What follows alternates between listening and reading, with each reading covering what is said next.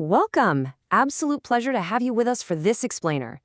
Today, we're diving into a genuinely brilliant, deeply insightful framework known as the unseen curriculum.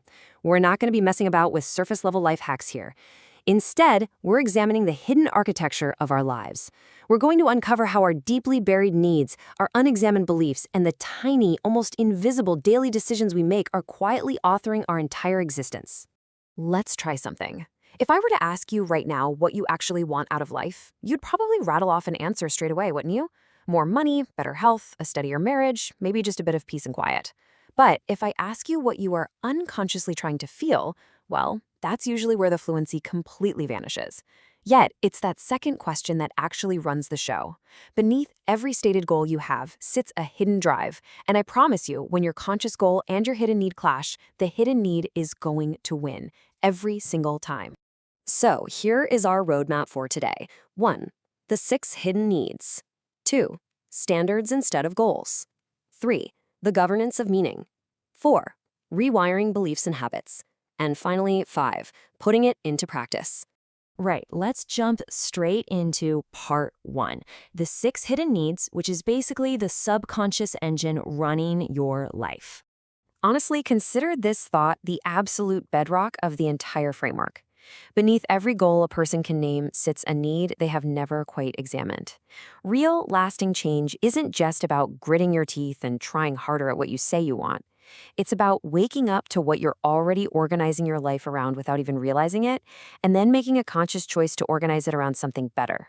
The unseen curriculum proposes that pretty much everything we do is just an attempt to meet some combination of 6 fundamental needs. We need certainty to feel safe, sure, but we also desperately need variety so life doesn't go completely flat. We need significance to feel unique and connection to feel loved, and ultimately, we all strive for growth and contribution. Now here is the real kicker. Destructive behaviors, they stick around because they are incredibly efficient at meeting at least 2 of these needs at once. Take someone who subconsciously sabotages a brilliant career. Why do they do it? Well, they might actually be finding a twisted sense of significance in the spectacular crisis they've caused and certainty in the familiar, comforting feeling of failure. Nobody actually chooses misery for the fun of it. They just choose the fastest, easiest route to getting those hidden needs met. And honestly, this brilliantly explains why New Year's resolutions almost always fall flat. Relying purely on willpower is absolutely exhausting because you are literally trying to outmuscle a fundamental human need. The need doesn't just vanish into thin air just because you told yourself no. The far smarter, more durable strategy is rewiring. It's about finding a much better, healthier behavior that feeds that exact same hungry need. You don't abandon the destination, mate. You just swap out the vehicle. Moving smoothly on to part 2, standards instead of goals. This is all about how we actually steer that subconscious engine. We've all been taught to set goals from a young age, right? But let's be honest, a goal is really just a wish placed at a distance. It's conditional, it's entirely negotiable when you've had a brutally hard Tuesday at the office. A standard, on the other hand, is a completely different beast. A standard isn't something you're merely moving towards. It is a baseline you have already decided you absolutely will not fall below. If your goal is to exercise, you'll go to the gym when you feel like it. If fitness is your standard, you go simply because doing anything less would betray the person you've decided to be. It completely closes off the negotiation before it even begins. But there's a massive hidden trap here you need to watch out for. People try to raise their standards all the time, and they fail miserably. Why? Because a standard that you announce without genuinely believing you can meet it is literally just a wish wearing a stern face. If you slap a high standard on top of an unexamined limiting belief, you're building a house on a foundation nobody's bothered to check. You've always got to examine the belief first. Okay, part 3, the governance of meaning. If needs are the engine, think of this as the windshield you're looking through. Here's a profoundly crucial takeaway. A closed door, a sudden job loss, a mate suddenly going quiet on you, these are just raw facts. They do not arrive on your doorstep with a meaning pre-attached in a neat little bow. Our emotional lives are not governed by what happens to us. No, they're governed by the meaning we instantly and entirely unconsciously assign to those events. In the most direct lever, you have to control that meaning. It's the question you instinctively ask yourself in the heat of the moment. Despair and wisdom are very often responses to the exact same event. The only difference is the question the person reached for first. Asking, "Why does this always happen to me?" immediately shrinks your world down to victimhood.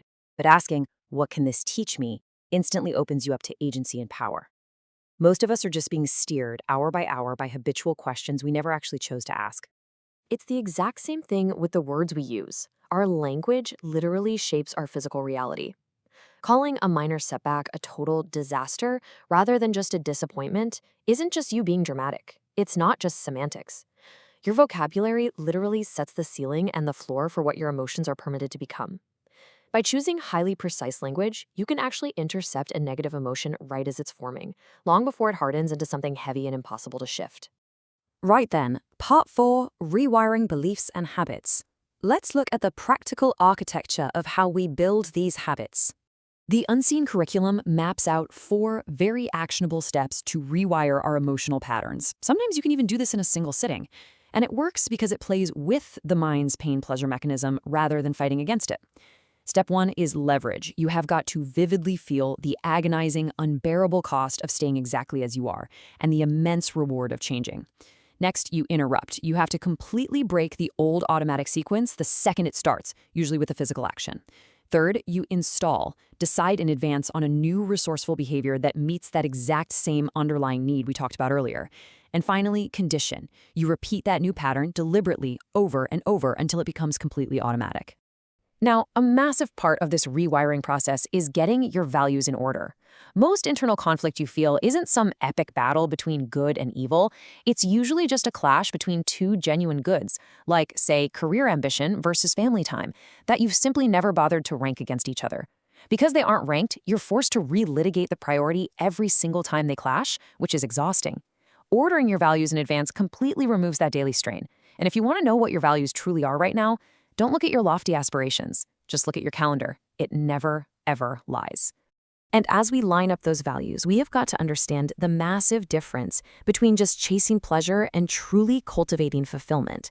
Pleasure is fast, it's situational, it fades incredibly quickly, and it always leaves you needing a bigger dose the next time.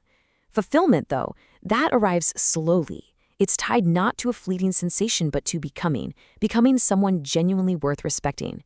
True fulfillment always stems from contribution. It's that quiet, steady knowledge that your actions actually serve someone other than just yourself. Which brings us nicely to our final section, part 5, putting it into practice. Where do we actually begin with all this? The absolute golden rule here is simple. Please do not overwhelm yourself. Pick just one of these points to start with. Just one. Maybe spend an evening trying to name the hidden need beneath a bad habit you've got. Or pick a single area of your life, like your health or how honest you are, and raise just one standard, locking it to your core identity. Or perhaps tonight, just practice closing out the day properly. Review what you learned and anchor yourself in gratitude rather than spiraling into anxious overanalysis. Because at its very core, the unseen curriculum is really a philosophy of stewardship. Think about it. Rather than carrying this exhausting burden of trying to manufacture your own self-worth entirely from scratch through sheer willpower, you can choose to view your life as something entrusted to you. Your identity is a given. Your job, then, is simply modest, situated agency. It is the unglamorous, everyday work of choosing your response, maintaining your standards, and making small, faithful choices. Over the years, those small choices become habits. Those habits become your character, and your character quietly becomes your life. So, I'm going to leave you with this final thought to ponder today. You know now that this curriculum is running in the background. The hidden needs, the unbending standards, the instant meaning, they are authoring your life as we speak. So I ask you, what small, intentional decision will you make today that quietly but purposefully authors your tomorrow? Thank you so much for joining me for this explainer. Until next time, take care.